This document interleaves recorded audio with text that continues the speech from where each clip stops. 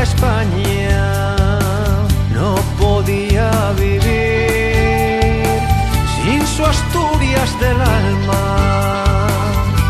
Y vino llorando porque la quería, pero pudo más su guapa tierrina.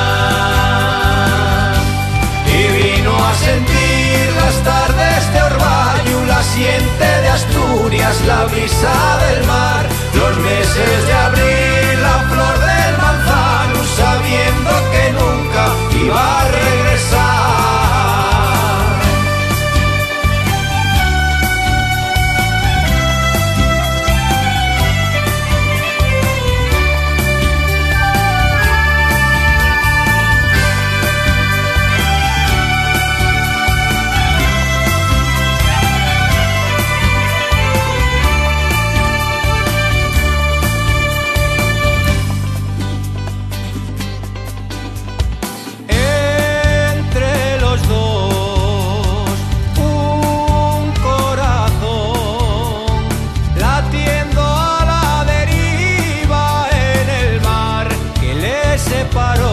Porque aquella niña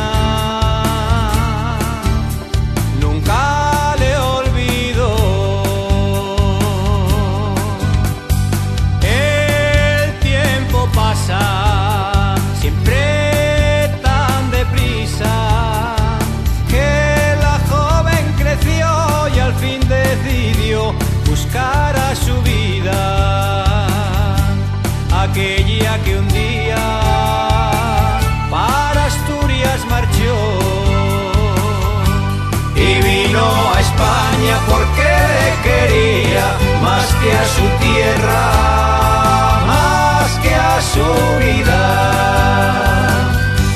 Y vino a sentir las tardes de Orvallo, la siente de Asturias, la brisa del mar, los meses de abril, la flor del manzano, sabiendo que nunca iba